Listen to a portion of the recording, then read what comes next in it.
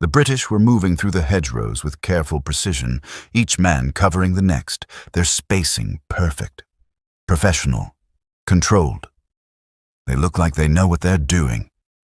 So do we, Hayes said, but there was a question in his voice. Morrison didn't answer. He was thinking about Omaha Beach, about the chaos and terror and desperate scrambling. These British troops moved like they were on parade, even here, even now.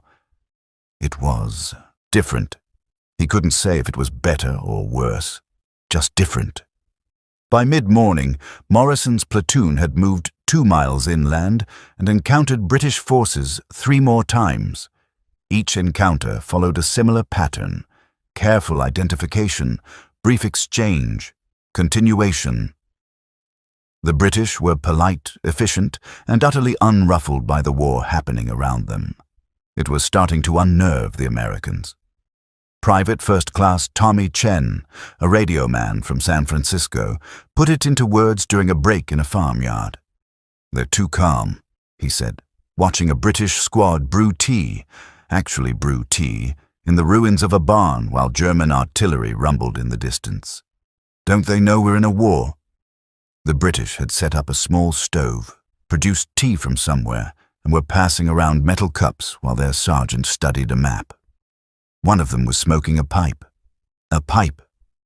Morrison had seen men smoke cigarettes under fire, sure, but a pipe suggested leisure time, contemplation, a Sunday afternoon. "Maybe that's just how they are," Morrison said. "It's weird," Chen insisted. "We're all jumping at every sound, and they're having a tea party." A British soldier, a corporal, stocky and middle-aged, overheard and walked over, cup in hand. "Fancy a brew?" he asked, offering the tea to Chen. Chen took it, sniffed it suspiciously. "Is this really tea?"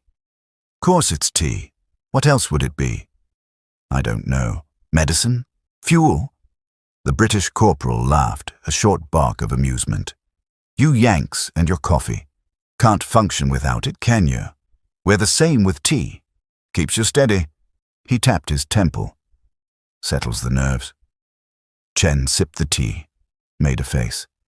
"It's hot." "That's rather the point." Morrison accepted a cup when it was offered. The tea was strong, bitter, nothing like the sweet iced tea his mother made back in Virginia. But it was hot, and the British corporal was right. There was something steadying about it, about the ritual of stopping, brewing, drinking, continuing. The British had been at war for 5 years now. Maybe this was how you survived that long. You made tea, you kept routines, you stayed human. "How long you been fighting?" Morrison asked the corporal. "Since 1940. Dunkirk, North Africa, Sicily, now here." The corporal said it flatly, without pride or complaint, just facts. "You?" 2 days.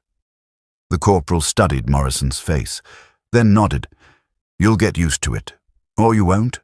Either way, keep your head down and your rifle clean." He finished his tea, collected his cup, and returned to his squad.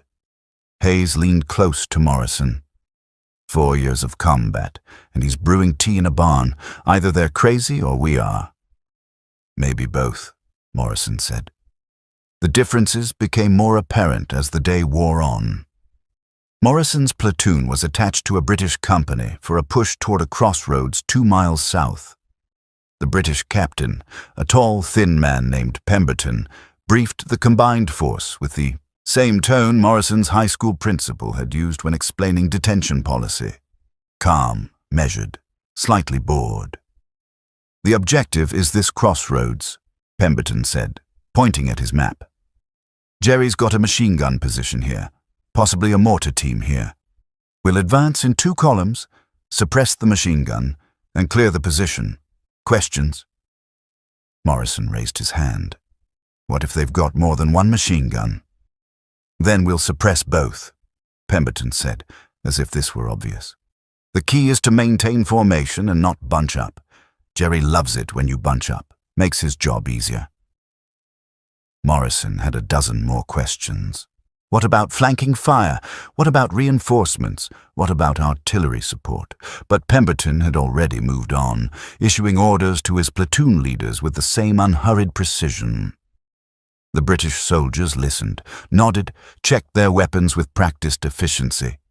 No one seemed nervous. No one seemed excited. They just seemed ready. The American platoon leader, Lieutenant Kowalski, pulled Morrison aside. "What do you think?" "I think they've done this before," Morrison said. "So have we." "Not like this. Not 4 years' worth." Kowalski frowned. "You think we should follow their lead?" Morrison considered. The British approach was methodical, careful, almost cautious. The American way, at least how they'd been trained, was to hit hard and fast, overwhelm the enemy with aggression and firepower. Different philosophies, different experiences. "I think we should watch and learn," Morrison finally said. The advance began at noon. The British moved forward in textbook formation, each squad covering the next, using every bit of cover. They moved slowly, too slowly, Morrison thought at first. His instinct was to rush, to get across the open ground quickly, but the British took their time, and as they moved, Morrison began to see why. They never exposed themselves unnecessarily.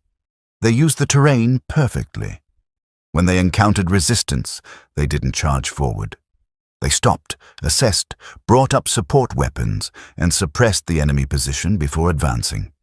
It was like watching a machine operate, each part moving in coordination with the others. The German machine gun opened up when the lead British squad was 50 yards from the crossroads. The squad immediately went to ground, returning fire while their sergeant called back coordinates. Within 30 seconds, a British mortar team had ranged the position. 3 rounds later, the machine gun stopped firing. "Advance," Pemberton called, and the British moved forward again, same pace, same precision. Morrison's squad followed, trying to match the British rhythm. It felt unnatural.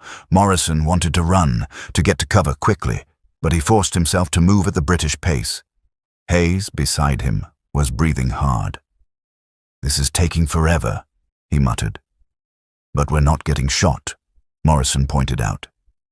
They reached the crossroads 15 minutes later. The German position was abandoned, the crew having pulled back when the mortars found them. The British immediately set up defensive positions, sent out patrols, and established a perimeter. No celebration, no relief. Just the next task. Pemberton found Morrison. "Your men did well. Good fire discipline." "We followed your lead," Morrison admitted. "Sensible. You'll develop your own style eventually." "Everyone does." Pemberton pulled out a cigarette case, actual silver engraved, and offered one to Morrison. "The key is staying alive long enough to develop that style." Morrison took the cigarette. "Is it always like this for you? This controlled?" "Good Lord, no. Sometimes it's complete chaos, but you try to maintain structure anyway. Gives the men something to hold on to." Pemberton lit both their cigarettes.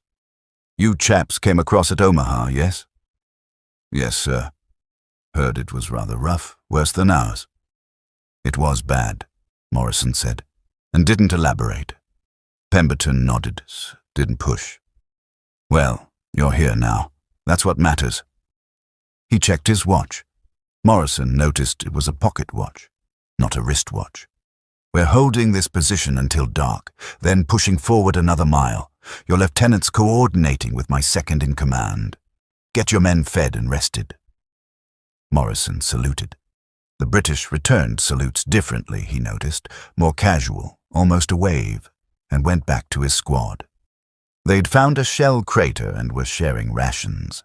Hayes had acquired a British ration tin from somewhere and was examining it with scientific interest. "It's got tea in it," Hayes announced. "The ration has tea. Not coffee. Tea." "Of course it does," Chen said. "Probably has crumpets too." "What's a crumpet?"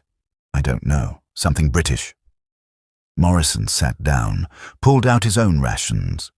The British soldiers nearby were eating their own meals, talking quietly among themselves. Their conversation was different from American banter, more understated, full of dry humor and references Morrison didn't understand. One of them was reading a book, actually reading, while eating. Morrison couldn't imagine being calm enough to read in a combat zone. A British private noticed Morrison watching and came over, holding his ration tin. "Fancy a swap? I'll trade you my tinned beef for your—" "What is that?" "Spam," Morrison said. "Spam," the British soldier repeated, as if tasting the word. "What's it made of?" "Mystery meat." "Ah, same as ours then." The soldier sat down uninvited, produced a cigarette, and lit it. "You lot did well today. First time working with us?" "First time seeing you," Morrison said. "Really? Thought you'd been training in England." "We were, but we never actually met any British soldiers. Just trained on our own bases."